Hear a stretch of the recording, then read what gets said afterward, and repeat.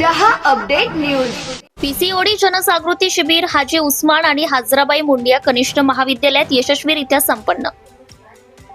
काद्रीनगर येथील हाजी उस्मान आणि हाजराबाई मुंडिया कनिष्ठ महाविद्यालयात पीसीओडी बहुकिष्ट अंडाशय विकार या विषयावर जनजागृती शिबिर आयोजित करण्यात आले। या शिबिरात 11वी आणि 12वीतील मुलींना मासिक पाळीचे आरोग्य, हार्मोन्समधील असंतुलन आणि निरोगी जीवनशैलीविषयी सविस्तर माहिती देण्यात आली। या शिबिराचे मार्गदर्शन प्रसिद्ध स्त्रीरोग तज्ञ डॉक्टर असावरी पवार, वैद्यकीय पदवी, स्त्रीरोग व प्रसूती तज्ञ यांनी केले। त्यांनी बहुकिष्ट अंडाशय विकाराची कारणे, लक्षणे, शरीरावर होणारे परिणाम तसेच आहार, व्यायाम आणि दैनंदिन जीवनशैलीतील आवश्यक बदल करून हा विकार कसा नियंत्रित करता येतो याबाबत सखोल माहिती दिली।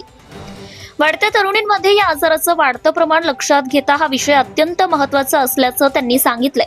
हा उपक्रम जेतिन फार्मा प्रायव्हेट लिमिटेड यांच्या वतीने राबवण्यात आला।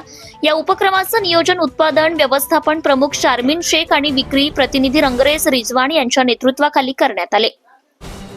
तरुण मुलींना त्यांच्या प्रजनन आरोग्याबाबत योग्य जागरूकता मिळावी हा उद्देश या उपक्रमामागे असल्याचं आयोजकांनी सांगितले।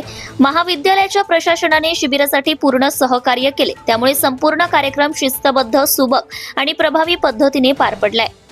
शिबिरात सहभागी झालेल्या मुलींनी उत्साहाने मार्गदर्शन ऐकले आणि आपले प्रश्नही विचारून समाधान करून घेतले।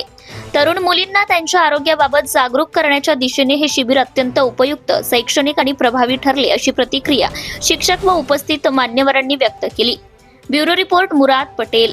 नमस्कार, मी doctor Asawari Pawar, consultant gynaecologist आहे। चाळीसगाव येथील सरस्वती हॉस्पिटल येथे मी गेले 1 वर्षभर कार्यरत आहे। आज हाजी उस्मान ज्युनियर कॉलेज येथे आपण PCOS अवेअरनेस कॅम्प घेतला। त्याबद्दल आपण जवळपास 250 ते 300 मुलींना PCOD बद्दलचे मार्गदर्शन केले। PCODची काय लक्षणं असतात, कोणत्या लक्षणांकडे विशेष लक्ष दिलं पाहिजे आणि त्यांच्या मनातील सर्व प्रश्नांची उत्तरं देण्याचा पुरेपूर प्रयत्न आपण केला आहे।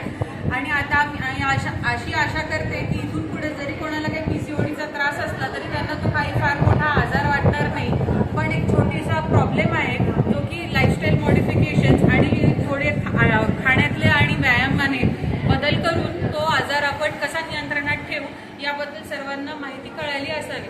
धन्यवाद।